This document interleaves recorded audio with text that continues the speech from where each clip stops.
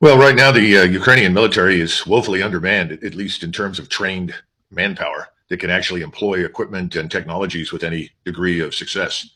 And that's a continual complaint. And they're standing across in front of an army that is growing with each passing day. It's now beyond the 750,000 that I predicted back before Christmas. I think we're looking at the arrival of a million troops at the front between now and sort of mid-June. And why I say that is that Putin has called up more reservists, and they've also brought in the usual draftees. And I think this is largely because they've concluded there's no alternative but to fight this war to the finish and end it on terms that they will accept for their own security. The Ukrainians have no chance whatsoever against this. And the temporary defense will remain in place to wait for this last possible offensive that the Ukrainians want to launch. But I think it's important to keep in mind that just now, the Wagner group, with support from various regular army units in the Russian army, is closing off the last open road to Bakhmut. And the reason for that is that Zelensky has apparently announced he's not going to send any more Ukrainian troops into Bakhmut. So the very successful operations that the Russians have run, costing tens of thousands of Ukrainian lives, is about to end. So they're going to close it off and wait for this counteroffensive that presumably will come end of April, sometime in May, who knows. I don't think it will amount to much because I just don't think they can concentrate the forces that are necessary to break through Russian defenses and make any difference whatsoever to the outcome of the war in Ukraine. I and nearly all the people watching you right now put little stock in what General Petraeus has to say. Here he is talking just the other day, it may have been as recent as yesterday, about Ukraine prevailing in Bakhmut. It may be that Russia ultimately is able to own Bakhmut and perhaps the other location that's embattled. If they do, they will have paid an incredible price for communities that are completely destroyed. Now, President Zelensky is determined not to let them have it if he can. He sees the symbolic value, importance of this. But what we really need to watch is not what's happening on the battlefield right now. It's what's happening at training centers that U.S. runs in Germany, Grafenwehr-Hohenfels, UK, Poland, Ukraine itself, where entire new brigades are being established, largely with new recruits from Ukraine, but also with some seasoned commissioned and non-commissioned officers. What is he talking about? Training centers in Great Britain, in Germany, and Ukraine itself, preparing new brigades. Where are these human beings, in his view, coming from? Well, the last time I looked, there were between 30 and 40,000 Ukrainians outside of Ukraine being trained in Great Britain, Germany, the United States, the Czech Republic, several other places.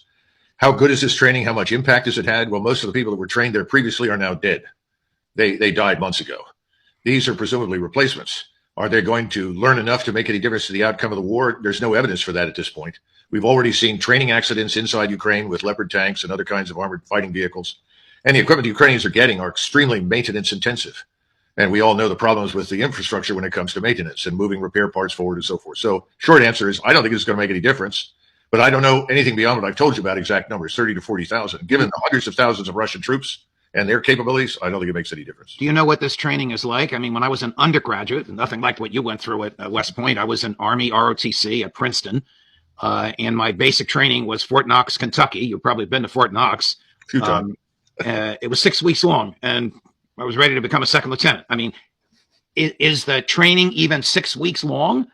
It could be, might even be a little bit longer, but keep in mind, my maternal grandfather enlisted in the Army within 3 or 4 months, went off to be trained as an officer. He was a 6-week wonder in 1918 and sent to France. The training made no difference at all because the firepower, machine guns, mines, barbed wire, artillery killed people regardless of how well trained they were. We're operating in that kind of environment right now. And remember, Ukraine's theater, air, and missile defense is practically annihilated. There are bits and pieces of it. There are pockets of it, but it's largely gone. When you add that to these new fresh formations that have not been together for any length of time, and now you're going to hurl them at the Russians who've had months to hone their defensive skills. I mean, if there's something the Russians have learned how to do, it's how to mobilize firepower and direct it accurately at great distance against any concentrations to their front. And by the way, stop and think for a minute. I think Larry Johnson pointed this out in an article the other day. Who in their right mind announces the imminence of an offensive unless you want to guarantee its failure? So, ultimately, have you heard the Russians talk about a breakout offensive in pursuit of what remains of the Ukrainians in June? No, I expect that. But no, they're not going to say anything about that. And they're not going to talk about their defense either. All right. You have spoken highly of the military commander of Ukraine, but you have been harshly critical of his political boss. Who would have made the announcement that an offensive is coming?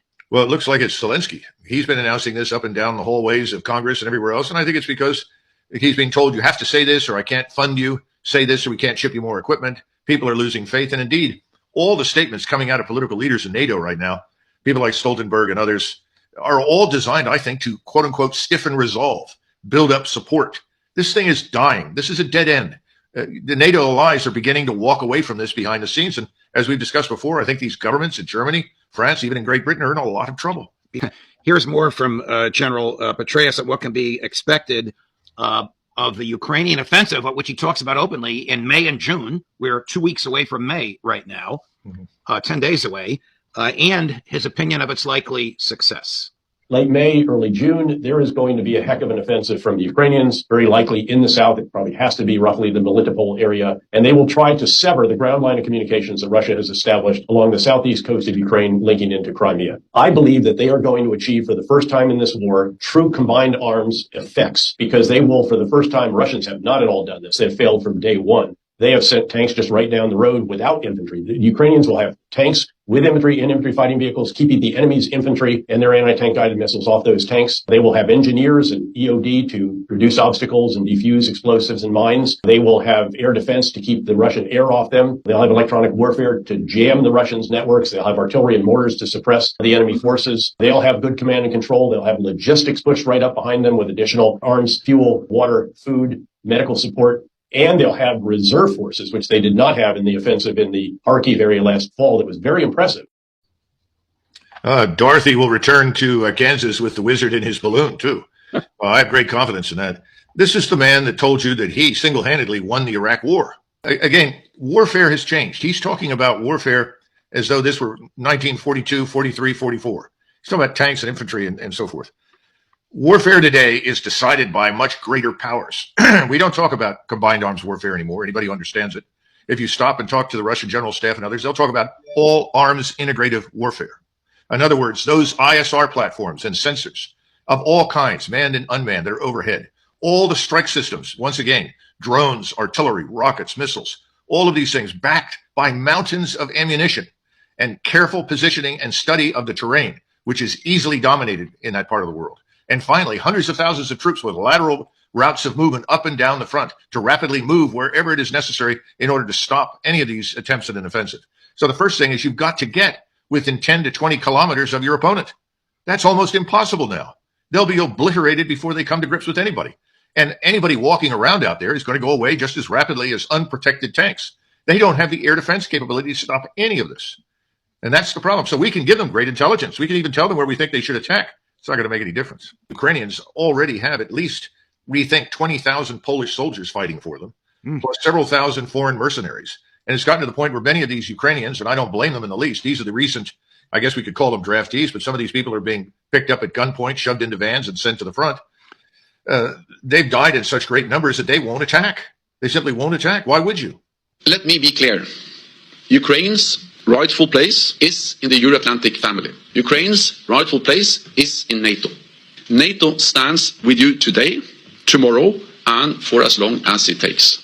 But I think what he's also signaling, which to me is far more dangerous, he's essentially saying, there will be no negotiation over this matter.